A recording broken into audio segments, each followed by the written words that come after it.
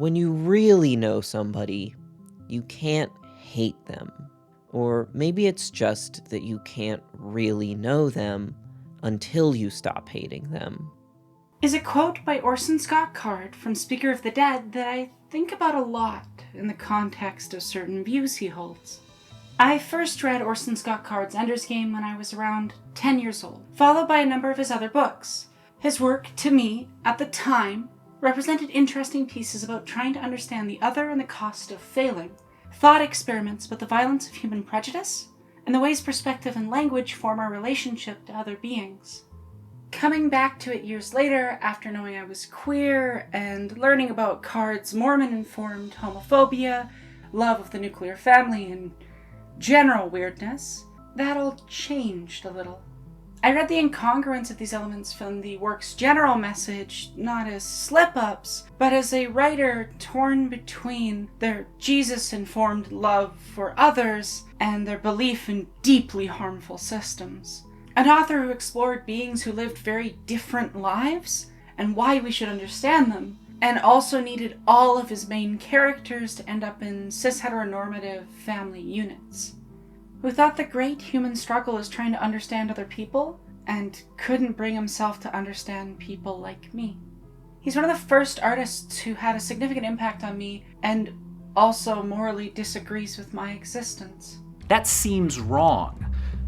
But wait, there's more. My teenage self didn't want to believe that someone could write what he had and hold such contradictory views of the real world. Despite what I wanted, Card had explicitly and on many occasions advocated for deeply hateful stances, even stating about the word homophobia. Those whose agenda is tolerance and who insist that ugly words like not be used against them have found an exactly analogous word to use as a weapon in their virulent intolerance of those who disapprove of either their behavior or their political agenda. Please, these gays, they're trying to murder me. He's still rather upset about being called homophobic for publicly stating that anti-sodomy laws should stay on the books. Those who now use this essay to attack me as a homophobe deceptively ignore the context. Now that the law has changed, the decision was overturned in 2003, I have no interest in criminalizing homosexual acts and would never call for such a thing. Arguing it's okay to support it, and it wasn't homophobic because it was the law at the time, is a fascinating defense for agreeing with criminalizing gay sex, especially considering he would then go on to vehemently argue against gay marriage. If you want a more thorough breakdown of various things he did and said over the decades, I recommend Orson Scott Card's Long History of Homophobia by Aja Romano. Given that context, when Card won the Margaret A. Atwood Award in 2008, the committee's decision was correctly met with some backlash. The award was for helping adolescents become aware of themselves and addressing questions about their role and importance in relationships, society, and in the world. The head of the Young Adult Library Services Association, in her letter defending giving Card the award, she listed the criteria and then stated, all of these criteria specifically engage the author's books, not the author. The works for which Orson Scott Card was honored for, Ender's Game and Ender's Shadow, more than meet those criteria. It should also be noted that an author's personal beliefs are not something the award committee considers. What I find fascinating about this response is that Card's politics about queerness and family are contained in both books. Even if you know nothing about the author, you can still pick up on these elements if you know how to look. As well, the award is given to the author, not the works. Giving it to him is endorsing his influence on adolescents and stating that his work is to be trusted.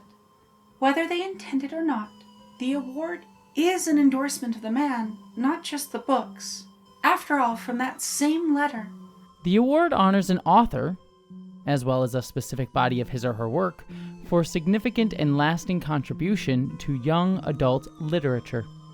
Now, wild hot take, I know, but I would generally consider awarding an author to mean that it's an award for that author. But that's just me.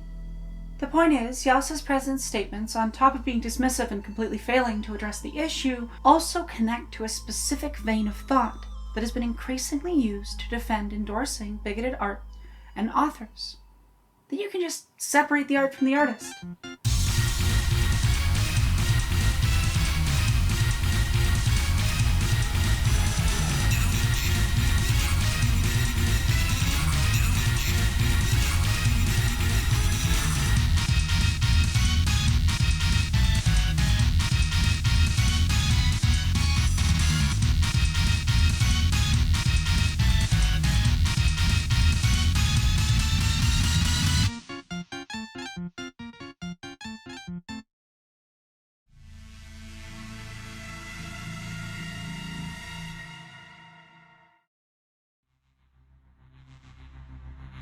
Did I do something wrong? That's not really for me to say.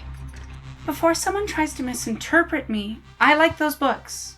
I wouldn't recommend them without the caveat of don't give them money and go in with a critical eye, but I'm also not faulting anyone who enjoys them, because I did too.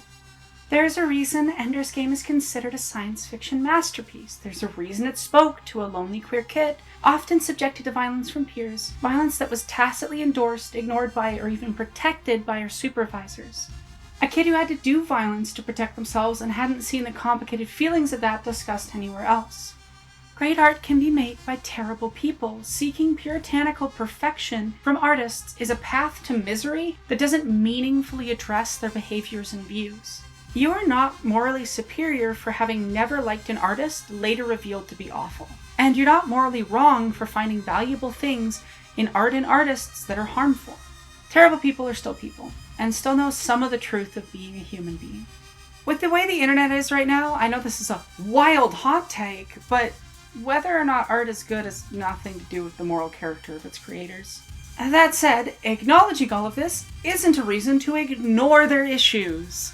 Some people, like the aforementioned YALSA president, would love to just separate the art from the artist, so they never have to think about it. It's a thought-terminating cliche, something stated to seize a conversation from happening, to remove engaging with what the art says, or having to discuss anything complex about the artist. It hides what's really being said. In this case, well, the artist has homophobic views and supports hardcore nuclear family dynamics, but let's uncritically endorse and celebrate his influence on adolescents. How did this happen? We're smarter than this. Apparently not. I can't ignore that Scott opposes my partner's, my queer family, my friends, and my community's rights. Someone like Paula, because it does not directly affect her, can just say that she's not celebrating Card. She's celebrating the art, which is completely separable. It's not enough that they get to endorse or celebrate this artist, but that they specifically want to do it without pushback, without having to think about it, without having to critically engage. It touches on what I think is a major element of privilege. Not just having comfort as a baseline, but feeling entitled to always being comfortable. The search to avoid friction is why I think it's never really about separating the art from the artist. It's about separating the self from the discomfort of the relationship to the artist and their views. It's also why this type of thing is almost exclusively said in response to marginalized people trying to be heard. It lets one distance themselves from the task of thinking, or God forbid, being critical about the art you consume and love. It justifies being mad at people for bringing it up. I think it's a deeply sad way to be. Never really engaging with art completely or fully or from multiple perspectives. Leaving yourself very open to being influenced. Art can't be both deeply meaningful and powerful, and just a little silly thing that you never have to critically examine your relationship to. I mean, how can you separate someone being homophobic from an award that celebrates helping adolescents discover themselves? Considering, for queer people, discovering our queerness is a huge element of that. How can you say his personal beliefs are irrelevant when you gave an award for addressing questions about their role and importance in relationships, society, and in the world? To an artist who writes consistently in the belief that the only correct way to live is by having children in a cis-heteronormative marriage. You cannot separate Card's beliefs from his work because they're in the work. You cannot celebrate his influence without discussing the message that influence contains. Discussing art honestly and ethically, at least in my opinion, requires engaging with and acknowledging the problematic elements and hegemonic beliefs that it espouses, especially in art we love. Personally, unless someone has outright stated things like Card, I try not to assume ill intent on the artist's part. We live in a society. It ingrains beliefs in us, and if we don't examine those beliefs, they will pop up in our work, whether we intended it or not. The male gaze often creeps into films not because of an artist intentionally being sexist, but because they are following the norms of an industry that has been dominated by sexism. In my videos, I discuss these things not to attack artists, but to make sure that we're aware of the bigoted and biased views that come out of the environments that art is made within. There are exceptions, though. Artists that actively show that they hold these views in real life. When that happens, people pull out separate the art from the artist. I think when people argue for that, they're really arguing for separating the art from context. Art, especially collaborative art, is in part a product of its environment, of the time it was made in, of the socio-political context. By trying to remove that from the conversation, we limit comprehension and what readings can be had of a work. Often, readings that are specifically inconvenient to privileged people and worldviews. This separation is also used to separate marginalized artists from our own work. Throughout the years since releasing The Matrix is Intrinsically Trans, I have, on average, at least once a week, gotten a comment from a cis person trying to use separate the art from the artist or death of the author to argue that Matrix isn't trans. When I wrote that piece, I gave myself a challenge of trying to approach it from a death of the author perspective, to try and explain in depth from the text only why the work was trans. Even when one does ignore that the directors of the films are trans themselves, that with Matrix Resurrections, Lana Wachowski outright stated the films are about trans politics, and that Neo is a self-insert within the text of the franchise. Obviously, The Matrix is about trans politics. Crypto-fascism. Did you base your main character on yourself? There is a lot of me in it. Maybe a little too much. You can still know the film is trans because trans people have known since release. Since making that video, I have had the wonderful opportunity to speak with a number of trans elders who knew exactly what the film was about back in 1999 because they were out at the time. Despite all of this, and despite my approach, I am still incessantly inundated with this chant of separate the art from the artist, from cis people dedicated to our erasure. Transphobic people want to separate The Matrix from the Wachowskis because they're uncomfortable with it being a film made by trans people about trans issues. As I said then, and frankly, I am sick of cis people's discomfort with the fact that they can relate to trans experiences. That's what it comes down to fundamentally. Cis people related to The Matrix. And you're affronted by us saying it's explicitly trans because it means you related to the trans experience. It means you related to us. To ignore the intrinsic transness of The Matrix and act like it is not the most relevant context for understanding it by a massive degree is to downplay and discredit the trans experience so as to assuage the feelings of cis people, and in so doing make space for fascists to misuse it. Certain types of excellent art should make you uncomfortable and make you self-examine and learn. It should be a mirror. Running away from engaging with it is a failure, in my opinion. I believe both of these types of calling for separate the art from the artist demonstrate that it's actually about privileged people ignoring or actively not acknowledging marginalized perspectives on art. This is notable because it means that separate the art from the artist is more than just a refrain used for arguing that you can engage with art from problematic artists, which, as I've already said, obviously you can. It is instead a broader weapon to attack marginalized perspectives on art. Both YALSA and these commenters are using this thought-terminating cliche to avoid certain readings of the work and to avoid challenging dominant perspectives. Whether it's erasing bigotry or erasing marginalized perspectives by separating art from artist, by separating art from context, they can maintain their privileged, comfortable viewpoint. Because of this, I question the value of killing the artist to discuss the art.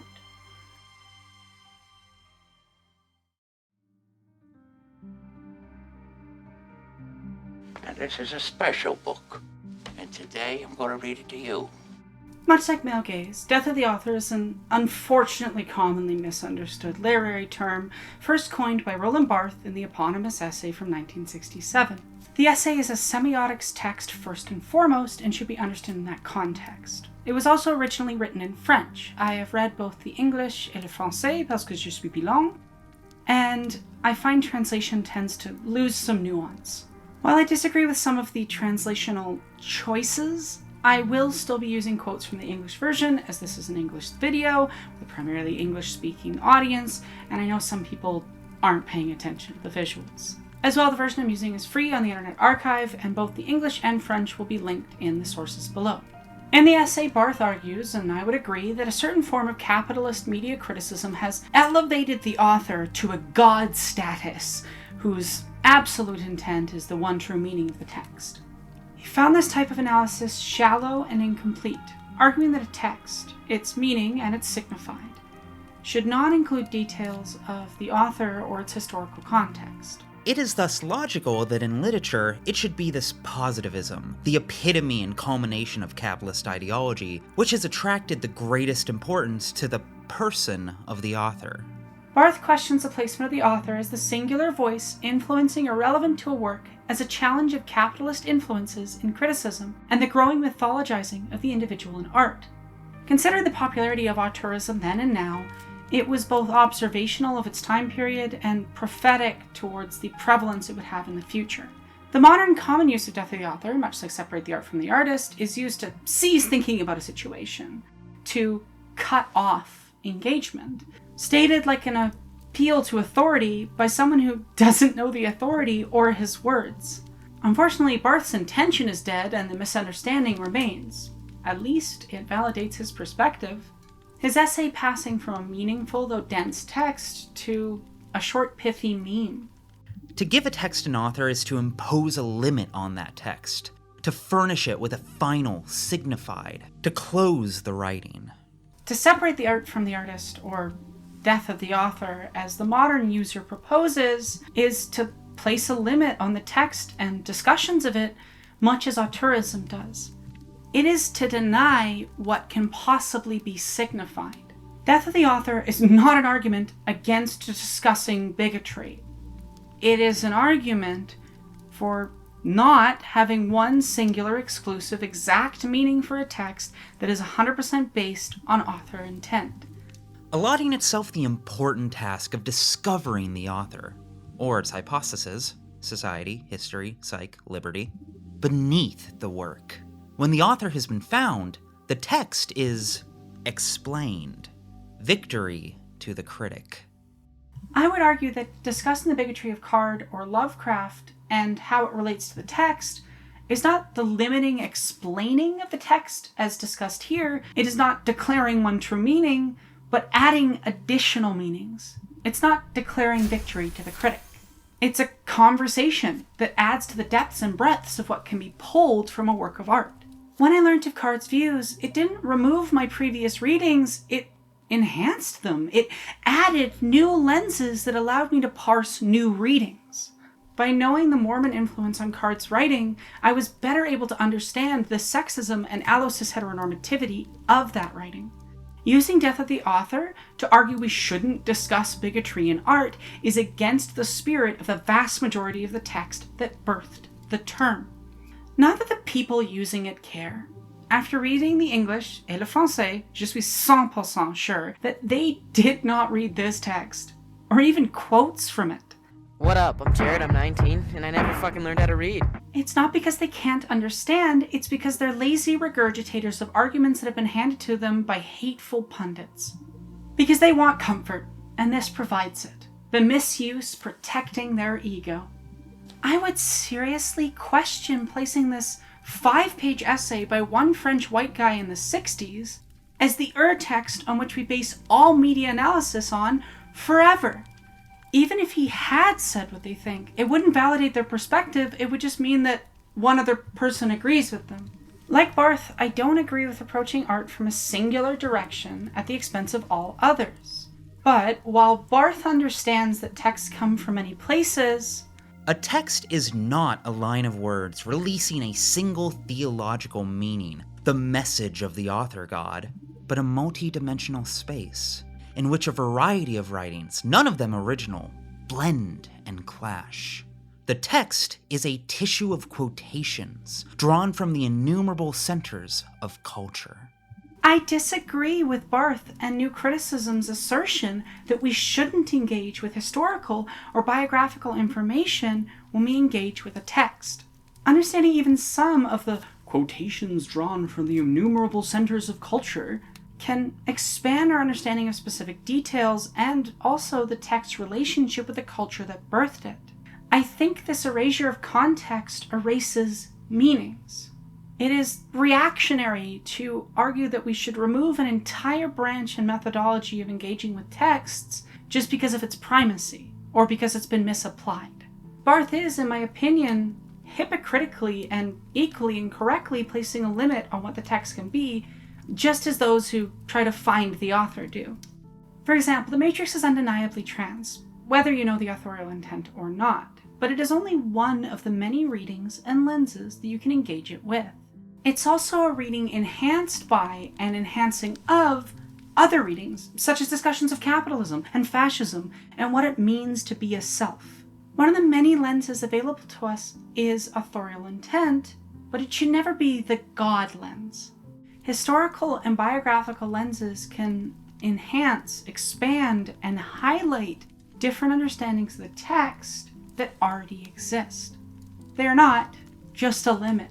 As well, the view that a text is merely the stitched together remnants of other quotes and pieces erases the humanity from the text, much like so-called generative AI, which actually is a bunch of stitched together quotations. In my opinion, the feelings that we connect with most within art are those pieces of genuine humanity. It is Mandy Patinkin processing the pain of his father's passing as an ego. It's Mike Flanagan processing his struggles with faith and alcoholism in Midnight Mass, as I've discussed before. It's Alison Bechdel processing her life through autobiographical comics. It's Ryan Coogler and the cast of Black Panther processing the death of their friend Chadwick Boseman through a film about his character dying. Art is a stitched-together quilt not just of culture, but of all of the individual artists who laid their hands on that work. To say these many collaborating artists are not embedded in the text is to erase, not expand, our understanding, our readings, and the connection that art can facilitate. I knew, I said to Kev, I'm going to do this part because in my mind, if I get this six-fingered guy, that means I kill the cancer that killed my dad and I'll get to visit my dad. And that moment was coming. I went and I played that scene, and then I went back out there and talked to my dad. I want my father back, you son of a bitch. Oh! Does it ever get any different for people like us? But I don't miss the alcohol at all, and I certainly don't miss kind of who I was in the worst throes of that. Maybe if we work really hard, then maybe we become different. And it makes me so happy that my daughter never met that version of me, never will. Used to becoming different people. Working through the loss and reckoning with the loss of Chadwick, it's actually hard to understand him if you had never met him, you know, or had a chance to see him work. He really was the most unique person I ever met. Last time I seen my brother, last time I seen the son, it was free.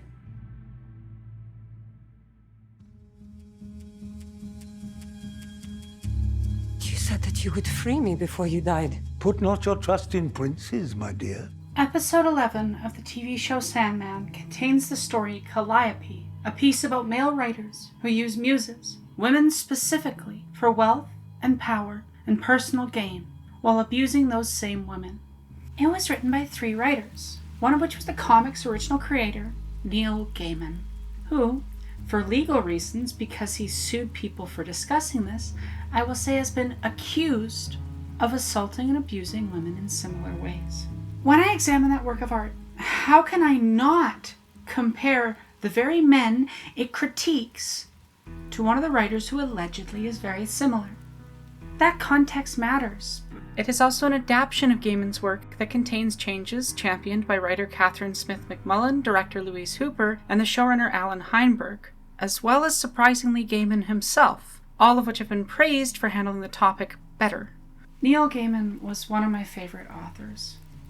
I have praised his work in a previous video, and I do still love Stardust, and recommend watching the film, though do so in a way that does not give Gaiman money.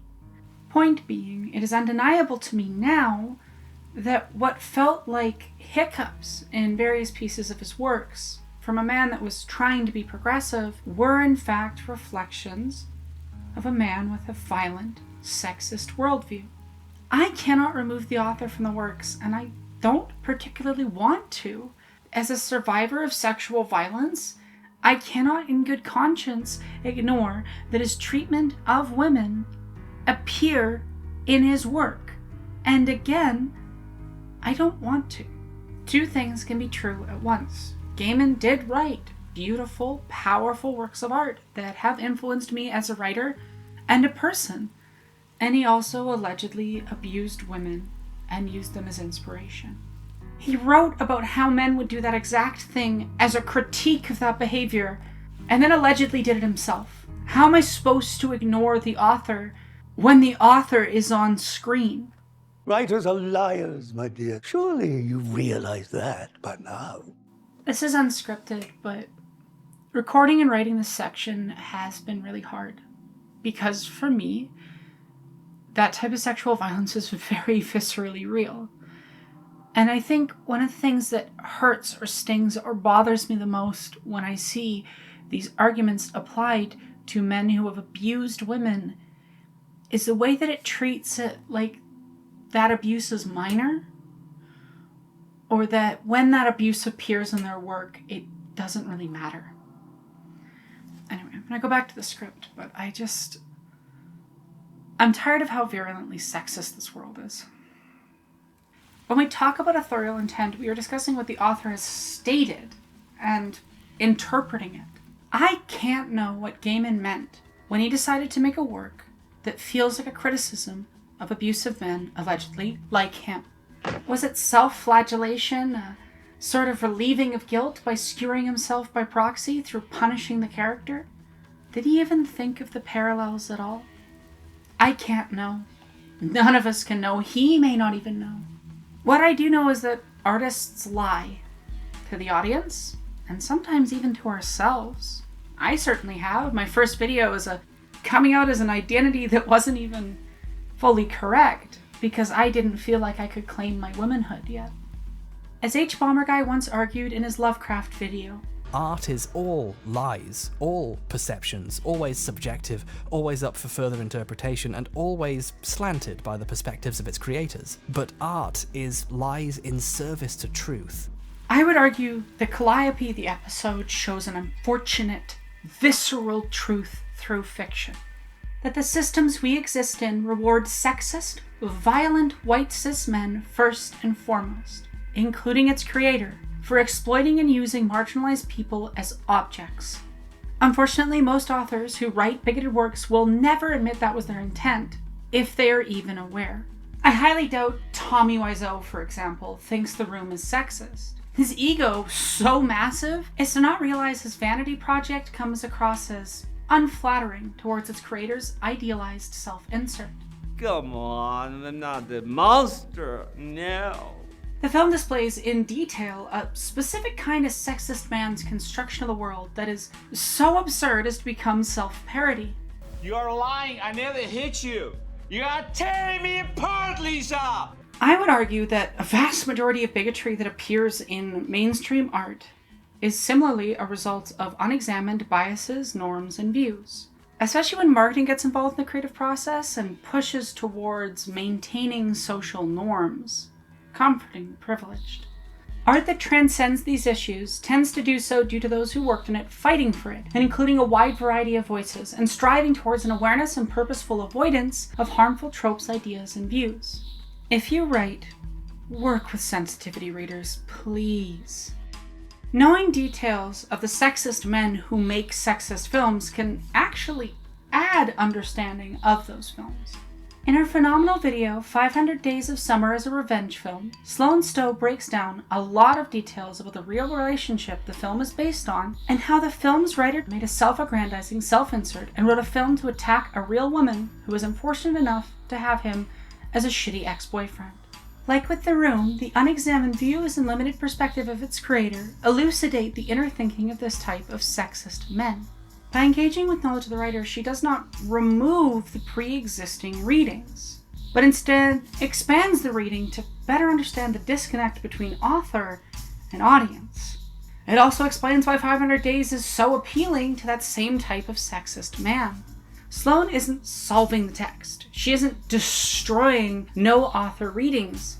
She is instead expanding on and engaging with the most lacking elements of those readings. The point of view and events of 500 Days of Summer align so heavily with Scott's own life that when I disagree with his interpretation and intentions, I am not disagreeing with how Scott viewed his script. I am disagreeing with how he viewed his life. Artists who are openly hateful in their art and outside, like Lovecraft, aren't particularly common, not compared to the way bigotry appears in most art. Even rarer is an artist that is famously bigoted and actively malicious with both the art and the money made from it. Even in those extreme situations, people still pull out Death of the Author and separate the art from the artist to refuse to engage with criticism. I think denying the presence of that level of bigoted author is actively harmful. Again, Barthe was absolutely correct to question capitalism's placement of one singular artist as the true vision in charge of everything. I have spent much of the last couple of years in my work with Jesse Gender discussing why auteurism is awful, for a reason. However, I still think that his conclusion that such a lens holds no value is extremely questionable. Birth of a Nation is an egregiously racist film. Whether or not you know that D.W. Griffith himself was a racist son of a Confederate soldier who intended to celebrate the Confederacy and the KKK and to make a racist ahistorical film. It was also disturbingly popular and in large part galvanized and inspired the revival of the KKK. As NPR discusses in their article 100 years later, What's the Legacy of A Birth of a Nation? The KKK continued to use it for propaganda 6 to 7 decades later. As the Catherine and Frank Price Endowed Chair for the Study of Race and Popular Culture at USC, Professor Todd Boyd, states in the article, "It's really sort of the foundation of modern cinema, I think, in every sense. So historically, it's important in that regard. But you can't separate, at least I don't agree to separate, the technological prowess from the political baggage. I just think the way it's taught is more important than the fact that it's taught. If you talk about it only as a technological achievement and the brilliance of D.W. Griffith, then I think this is unfortunate. If you talk about it as representative of racism and white supremacy and America's history in this regard, then I think that's very different. If you plant the seeds, what grows from those seeds is going to be based on what you planted. Birth of a Nation is a film that represents racism. It is at the foundation of what would become Hollywood. So if this is at the root, then it shouldn't be a surprise when in the last few weeks, there have been discussions about the lack of people of color being nominated for the Oscars. In my mind, this is very much a branch that grew out of that tree. That was Birth of a Nation. I have seen a disturbing number of defenses of that film that used Separate the Art from the Artist and Death of the Author in their argument. As if saying that remotely addresses how this film enacted harm into the world or the messages it contains. As if we can, or should, discuss a work that egregiously misrepresents history without examining the history it bastardizes and the historical context of what it did. Art is too important, too complex, too intertwined with its sources of influence to just end our conversations at thought-terminating cliches that fail to address the text or the artist or the power structures that allowed it to be made, or the structures that popularized the work in spite of or even because of its bigoted content. It is too important to limit our conversation to only certain elements. Which brings me to why I made this video. The patron saint of TERFs, the funder of the removal of trans rights, the owner of a shitty mold castle, and Twitter's most addicted user, billionaire friend of neo-Nazis, J.K. Rowling. And now, a word from our sponsor. If you're enjoying the video, you should consider supporting my Patreon. For as little as $3 a month, you get early access to scripts, videos without ad reads, some exclusive content, and you help me keep the lights on so I can keep making art for you. If you go for $5 a month, you can join the Patreon Discord where I often discuss projects as I work on them, as well as it just being a lovely community. I'm going to be back to more regular posting on this channel going forward. Multiple scripts are already finished and available for patrons right now, including one of my segments for my Love, Death, Robots collab I'm organizing for an August release. If you're a mutual and want to submit a micro essay, maximum 5 minutes, about an episode or theme from the show, DM me. Enjoy the rest of the video and leave a comment about your favorite art made by a disappointing artist. We return you now to your regularly scheduled program. We've all got both light and dark inside of us. What matters is the part we choose to act on. As her books were released, most people, unfortunately including myself as a kid, looked past or did not register the more questionable elements of her work. That was until J.K. Rowling began dedicating her life to transphobia, and through that transphobia expressing virulent racism, sexism, ableism, and every other bigotry under the sun, because bigotries are inextricable and intertwined with each other. What fascinates and upsets me is that every element of those views can be found in the books, even if we completely remove who she is. This is not to condemn anyone who took a long time to realize or needed someone to tell them. Teenage me is in that group too. It's to highlight how these elements were known even at the time and how widespread ignoring them was. How much people just didn't want to see these elements until they absolutely had to, if they ever did. Often because they didn't want to let go of something. Spoilers for Superman 2025, a central element of the plot is that Kal-El was sent by his parents to colonize, but he didn't know that until Lex revealed it to the world.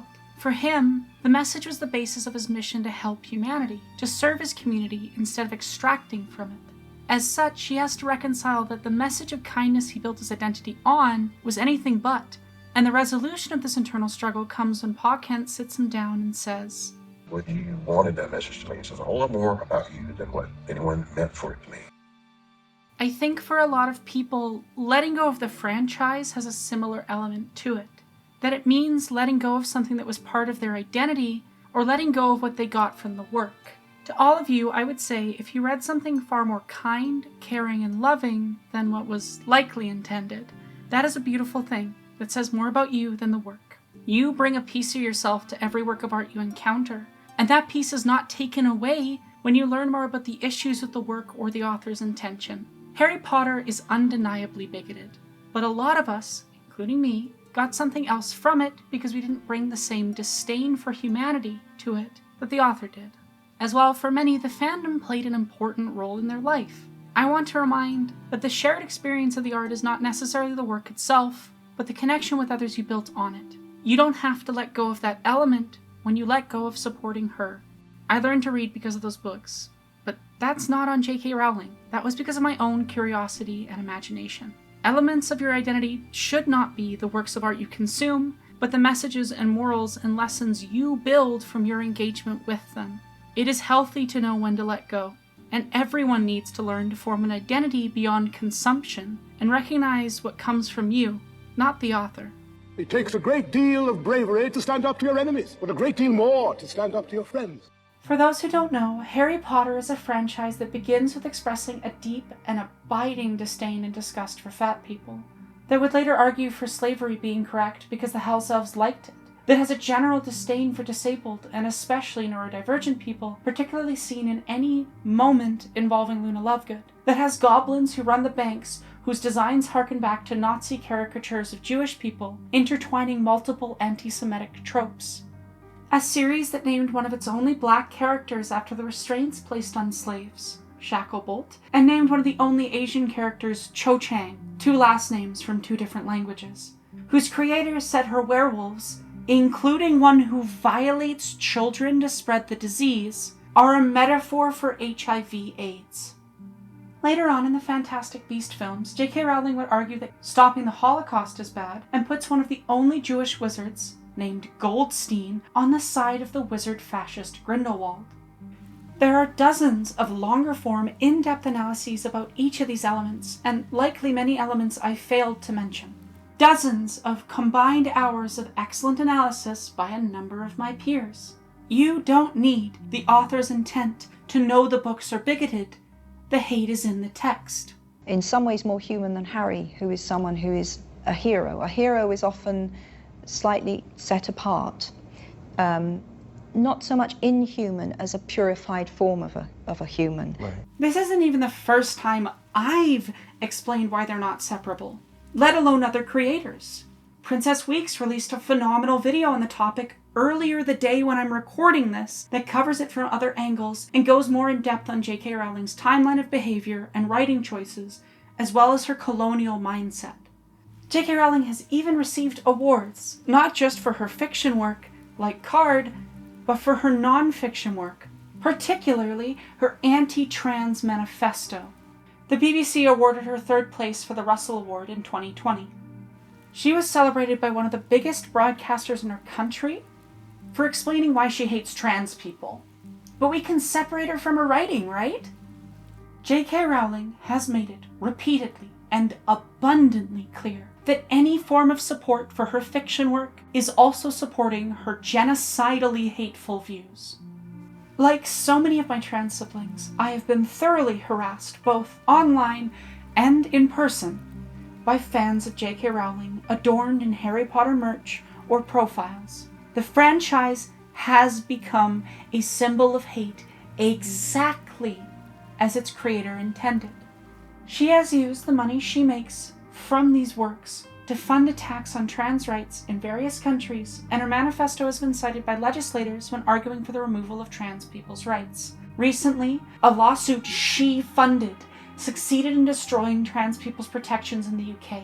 It functionally declares us a third sex that can be discriminated against as long as we look trans. She gloated with a cigar and wine, coated in gold finery, like a villain from a Bond film.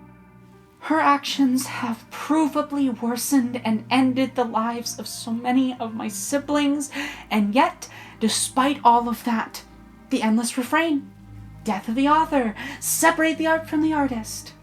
It recurs over and over and over and over from so many cis people, so invested in maintaining their comfort that they can't even do below the bare minimum to try and show any care or support for trans people continuing to live. And you know what the funny thing is? J.K. Rowling has always maintained, despite the mountain of evidence to the contrary, that her work contains no bigotry whatsoever. The irony is, when people say death of the author in order to try to defend the bigotry in her work, they are actually asking us to examine it. It takes killing the authorial intent, arguing against it, to examine the bigotry in her work. Every time you utter the phrase, you're inadvertently arguing for us to dig deeper, past the stated intent, and into the actual statements her works make. Whether you take Barthe's method or mine, whether you incorporate or ignore knowledge of J.K. Rowling, her body of work is still seething with a deep disdain she has for people different from her. It is still a reflection of shallow, liberal comprehension of bigotry that simultaneously upholds and obfuscates the hatred it enshrines. Like Lovecraft, it contains a kernel of truth, feeling different from others. The pain of that rejection and the beauty of finding a space that accepts you is powerful. But it's wrapped in hate here and expressed far better by marginalized artists inspired by this work. Much like Card, it's contradictory, full of many meanings simultaneously, and much like with his work, you don't get to just take the good part, that truth from all the lies, and erase the harm. Art is not, cannot be essentially good or bad. It contains multitudes simultaneously, and I disagree with that essentializing view. I understand how important art can be in the conceptualization of the self and the world. After all, my work has always, probably will always, be about the power of art. My life has always been enmeshed in art, in creating it and engaging with it. And my work is a reflection of that. an expression of my specific, unique, subjective experience, which I try to impart to you. I know art is inextricable from the artist, because I am inextricable from my art.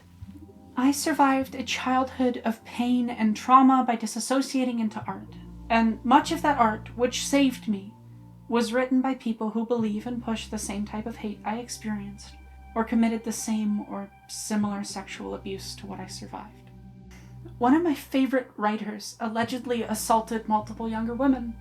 Another believes my love should be illegal. One of my favorite poets, Edgar Allan Poe, married his underage cousin. And a childhood favorite writer thinks my entire community should die. That art was important to me. Some of it still is. And it also contains some of the worst views of its writers. It is not either or. It is both. Many subjectivities exist in parallel. And as Daniel Radcliffe put it, obviously, Harry Potter would not have happened without her, so nothing in my life would have probably happened the way it is without that person. But that doesn't mean that you owe the things you truly believe to someone else for your entire life.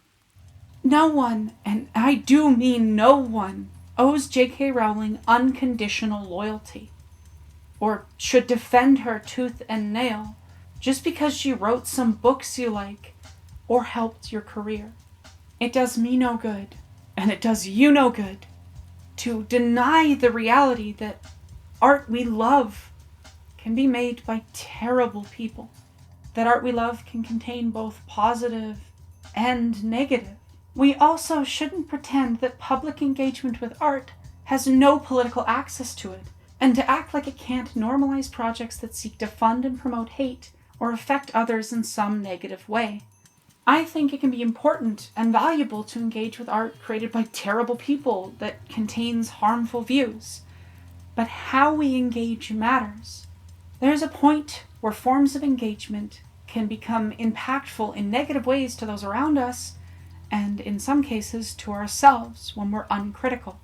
To take a low-stakes side example, listening to music is great.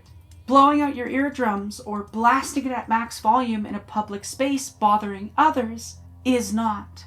Just because engaging in that way is comfortable and positive for you doesn't mean it is for people in your vicinity or that it's necessarily good for you. When someone refuses to acknowledge or discuss the bigoted elements of a work, they leave themselves open to taking on elements of that worldview if they don't hold it already. When someone wears Harry Potter merch or posts positively about it publicly, they're taking a loudspeaker and saying, "This hate movement is acceptable and normal." Regardless of their intent, that reading is there. After all, the author is dead, right? The intent does not really matter because the sign has cultural meanings attached to it that they can't control. When confronted on supporting the franchise, there's always excuses. And the franchise actors give some good examples. Tom Felton, when asked, played ignorant, like many cis people do. If that ignorance is sincere, it tells me that that cis person has little to no relationship to trans people or the trans community or the issues affecting us, and also lives in a hole in the ground where no news about a large number of things have reached them.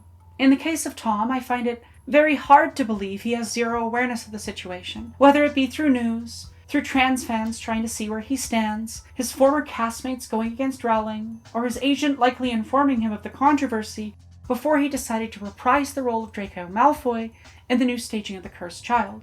Frankly, if you're going to work with someone, you should probably at least Google them. To be clear, genuine ignorance can occur, but it ceases being an excuse pretty fast once you have the knowledge that it's happening, and responding with I'm not really that attuned to it isn't a great reason for ignorance.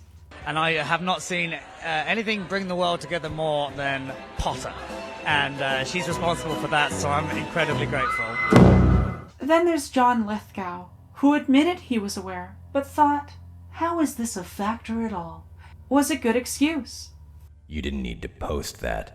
Why did you post it? For him, it really doesn't matter whether the money's going to an anti-trans hate campaign because it doesn't affect him. Some of you may die, but it's a sacrifice I am willing to make.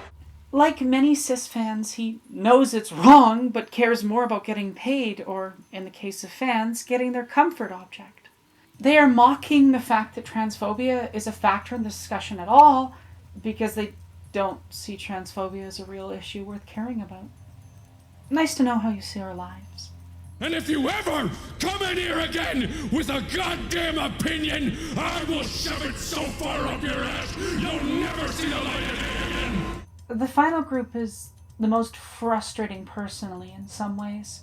Those like Nick Frost and Papa Isidu, who have spoken against J.K. Rowling's transphobia, but are still acting in and promoting the franchise.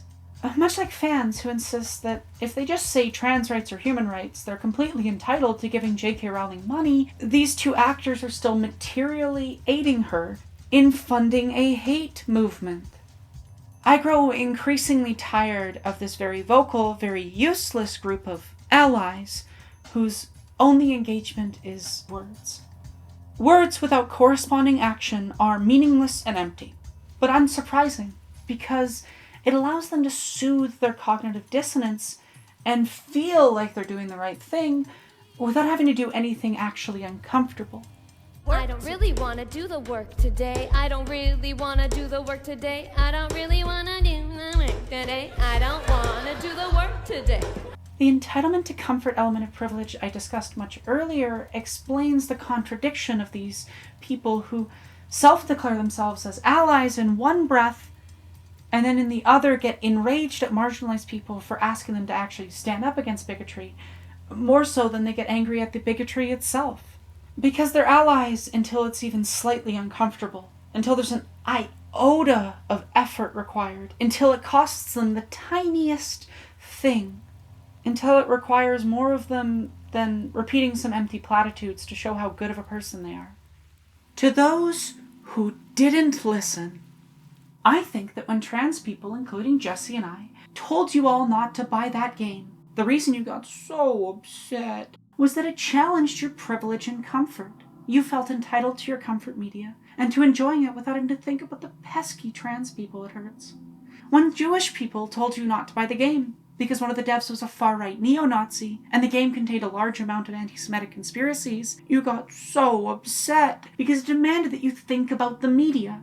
When black people told you not to buy the game because of the franchise's repeated defense of slavery, you got so upset because you didn't like that it made the work more uncomfortable to engage with. If you really want to buy and play those games, or watch the series, or prance around in your merch in public, there's nothing I can do to stop you. There's nothing any marginalized person can reasonably do to stop you. But we absolutely get to tell you you're not an ally, because you aren't. When you people refused to listen to Jewish, trans, and black people on Hogwarts Legacy, its success didn't just embolden and fund her, but also in part resulted in a sequel game and TV series getting greenlit to increase her wealth further.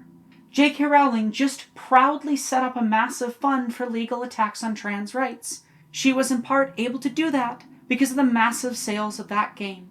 Sales you contributed to.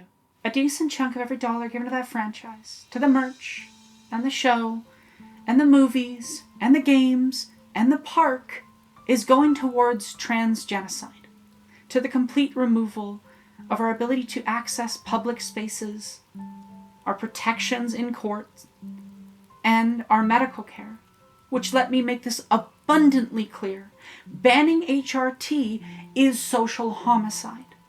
You fund killing us and have the gall to throw a tantrum because we told you off for doing so.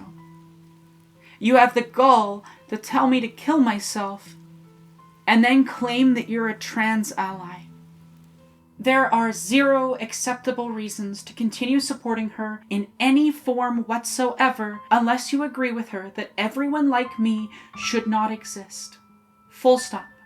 Especially in a day and age where it is easier than it has ever been in history to not support something monetarily or by word of mouth.